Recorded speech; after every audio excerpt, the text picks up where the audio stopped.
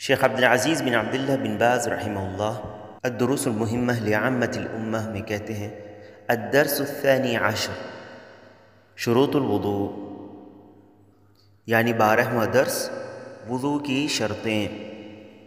کہتے ہیں شروط الوضوء وہی 10 الاسلام والعقل والتمییز والنیہ واستصحاب حکمها بأن لا ينوي قطعها حتى تتم طهارته وانقطاع موجب الوضوء واستنجاء أو استجمار قبله وطهورية ماء وإباحته وإزالة ما يمنع وصوله إلى البشرة ودخول وقت الصلاة في حق من حدثه دائم۔ شیخ رحمہ اللہ کہتے ہیں 12واں درس وضوء کی شرطیں۔ وضوء کی 10 شرطیں ہیں: اسلام، عقل مندی، تمیز، نیت۔ وضوء کے دوران وضوء ختم کرنے کی نیت نہ کرے جب تک طہارت مکمل نہ کر لے۔ وضوء کو واجب کرنے والی چیزوں کا رک جانا، وضوء سے پہلے استنجا یا استجمار کرنا، پانی کا پاک اور حلال ہونا، چمڑوں تک پانی کو پہنچنے سے روکنے والی چیزوں کو زائل کرنا یا ہٹانا، اور جس کا ہمیشہ وضوء ٹوٹتا رہتا ہے اس کے لیے نماز کا وقت داخل ہونا۔ شیخ کہتے ہیں شروط الوضوء، شروط شرط کی جمع ہے، اور اگر شرط نہ ہو تو مشروط یعنی جس کے لیے شرط لگائی جا رہی ہے وہ بھی موجود نہ ہوگا، اور اگر شرط موجود ہے تو مشروط کا ہونا لازمی نہیں ہے۔ یہ ہم اس طرح سمجھ سکتے ہیں جیسے وضوء نماز کے لیے شرط ہے، یعنی بغیر وضوء کے نماز نہیں ہوتی۔ اگر کسی نے بغیر وضوء کے نماز پڑھ لی ہے تو اس کی نماز صحیح نہیں ہے، لیکن وضوء کی موجودگی میں ضروری نہیں ہے کہ کوئی شخص نماز بھی پڑھے، تو وضوء کی موجودگی نماز کو لازم نہیں کرتی، لیکن وضوء کے بغیر نماز نہیں ہوتی، تو وضوء نماز کی شرطوں میں سے ایک شرط ہے، اور اسی طرح باقی شرطوں کا بھی معاملہ ہے۔ شیخ کہتے ہیں وضوء کی 10 شرطیں ہیں۔ اس کے بعد مصنف رحمہ اللہ نے وضوء کی شرطوں کو بیان کیا ہے، اور یہ بات معلوم ہے کہ طہارت حاصل کرنا نماز کی شرطوں میں سے ہے، جس کے بغیر نماز قبول نہیں ہوگی، جیسا کہ ترمذی کی حدیث میں ہے۔ ابن عمر رضی اللہ عنہما بیان کرتے ہیں کہ رسول اللہ صلی اللہ علیہ وسلم نے فرمایا لا تقبل صلاة بغیر طہور، یعنی بغیر طہارت کے نماز قبول نہیں ہوتی۔ اور طہارت 2 قسم کی ہے، پہلی حدث اکبر سے طہارت حاصل کرنا، اور دوسری حدث اصغر سے طہارت حاصل کرنا۔ اور حدث کہتے ہیں جسم میں قائم اس وصف کو جس کی موجودگی میں نماز قبول نہیں ہوتی۔ حدث اکبر جماع کرنے سے یا جسم سے منی کو خروج سے یا عورتوں کو حیض یا نفاس سے قائم ہوتا ہے، یہ حدث اکبر ہے۔ اس حالت میں نماز نہیں پڑھی جاتی ہے جب تک غسل جنابت نہ کر لیا جائے، اور اس کا طریقہ یہ ہے کہ پورے جسم پر طہارت حاصل کرنے کی نیت سے مکمل وضوء کے بعد اس پر پانی بہایا جائے، مضمضہ یعنی کلی کرنا، اور استنشاق یعنی ناک میں پانی چڑھانے کے ساتھ، یعنی کلی اور ناک میں پانی ڈالنے کے بعد پورے جسم پر طہارت حاصل کرنے کی نیت سے پانی بہانا، یہ کم سے کم غسل کرنے کا طریقہ ہے حدث اکبر سے۔ دوسرا ہے حدث اصغر، جس سے طہارت وضوء کرنے سے حاصل کی جاتی ہے۔ حدث اصغر اس وقت ہوتا ہے جب سبیلین یعنی پیشاب یا پیخانہ کے راستے سے کچھ خارج ہو جائے، یا کسی اور راستے سے بہت زیادہ غلاظت نکل جائے، یا گہری نیند آ جائے، یا بے ہوشی آ جائے، یا اونٹ کا گوشت کھانے سے، اور کسی شخص کے مرتد ہو جانے سے، جس کی تفصیل انشاءاللہ 14ویں درس میں آئے گی، جس میں ہم انشاءاللہ وضوء کو توڑنے والی چیزوں کو بیان کریں گے۔ شیخ نے پہلی شرط اسلام بیان کیا ہے، کیونکہ غیر مسلم کا کوئی بھی عمل اللہ کے یہاں مقبول نہیں ہے، چاہے وہ طہارت ہو یا نماز ہو یا روزہ ہو یا زکوٰۃ وغیرہ ہو، کیونکہ کفر عملوں کو ضائع کر دیتا ہے، جیسے کہ اللہ تعالیٰ کا فرمان ہے وَمَن يَكْفُرْ بِالْإِيمَانِ فَقَدْ حَبِطَ عَمَلُهُ وَهُوَ فِي الْآخِرَةِ مِنَ الْخَاسِرِينَ، یعنی منکرین ایمان کے اعمال ضائع اور رکارت ہیں، اور آخرت میں وہ خسارہ اٹھانے والوں میں سے ہیں۔ دوسری شرط عقل یعنی عقل مندی،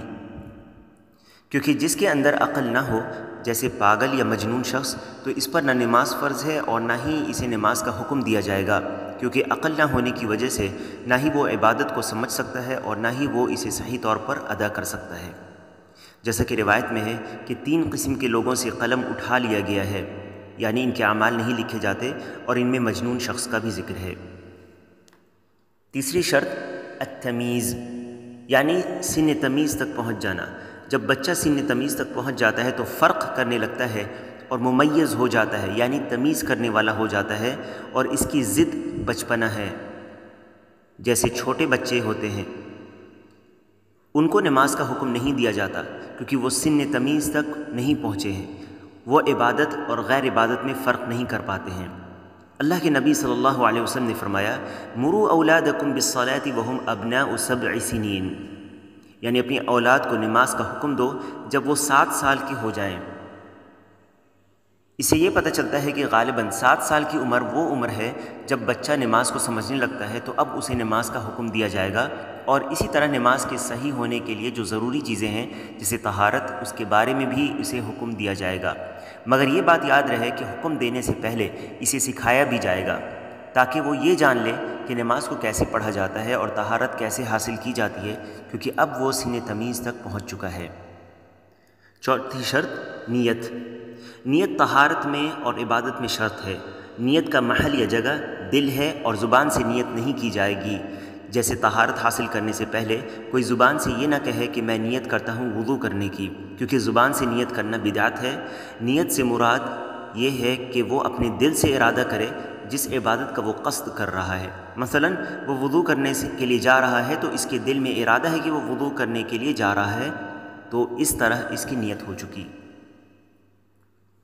بغیر نیت کے طہارت حاصل نہیں ہوگی، اس معنی میں کہ اگر کوئی شخص آتا ہے اور پھر ہاتھ دھوتا ہے، پھر کلی کرتا ہے اور ناک صاف کرتا ہے، پھر اپنے چہرے کو دھوتا ہے، اس کے بعد وہ سوچتا ہے کہ کیوں نہ میں وضو ہی کر لوں، اور پھر وہ شروع سے نہیں بلکہ وہیں سے دونوں ہاتھوں کو کہنیوں سمیت دھو کر سر کا مسح کر کے پیروں کو دھو لیتا ہے، تو اس طرح اس کا وضو نہیں ہوگا،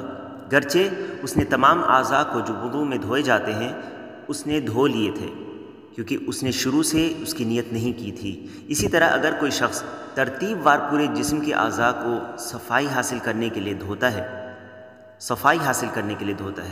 اور بعد میں وہ سوچتا ہے کہ چونکہ میں نے وضو کے اعضاء ترتیب وار دھوئے ہیں تو میں اسی سے نماز پڑھ لوں گا کیونکہ میرا وضو ہو گیا ہے، تو ہم کہیں گے کہ اس کا وضو نہیں ہوا ہے، یہ اس لیے کہ اس نے انہیں دھونے سے پہلے نیت نہیں کی تھی، کیونکہ وضو کی شرطوں میں نیت کرنا ہے اور جو شروط ہیں وہ عبادت سے پہلے ہوتی ہیں۔ پانچویں شرط وضو کے دوران وضو ختم کرنے کی نیت نہ کرے جب تک طہارت حاصل نہ کر لے یا طہارت کو مکمل نہ کر لے۔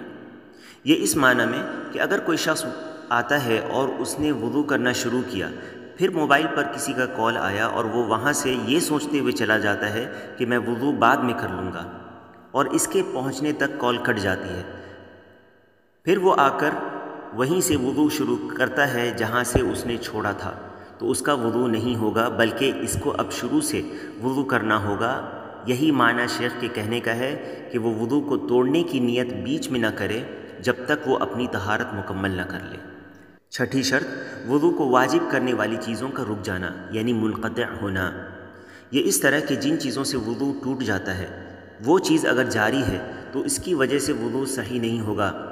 مثلا پیشاب کے قطرے اگر جاری ہیں، یا اسی طرح وضو کرنے کے دوران اگر کوئی شخص اونٹ کا گوشت کھا لیتا ہے تو اس کا وضو صحیح نہیں ہوگا۔ اسی طرح سبیلین سے جو چیزیں خارج ہو رہی ہیں، ان چیزوں کا رک جانا پہلے ضروری ہے، یا اگر وہ اونٹ کا گوشت کھا رہا ہے تو کھا لینے کے بعد وضو کرنا شروع کرے، نہیں تو اس کا وضو صحیح نہیں ہوگا۔ اس سے مستثنی صرف وہ شخص ہے جس کا حدث ہمیشہ رہتا ہے، یعنی کہ جس کا وضو ہمیشہ ٹوٹتا رہتا ہے بیماری کی وجہ سے۔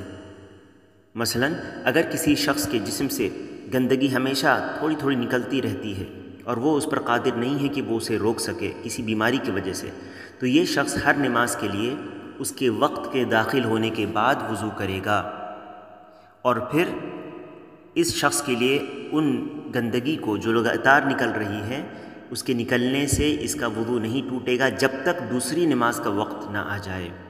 لیکن وضو کرنے سے پہلے جہاں تک ہو سکے اس گندگی کو صاف کر لے اور کوئی ایسی چیز رکھ لے جس سے گندگی پھیلے نہیں،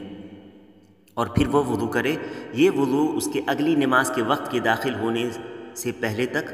رہے گا، کیونکہ ایسے شخص کی حالت مجبوری کی حالت ہے۔ 7ویں شرط، وضو سے پہلے استنجا یا استجمار کرنا۔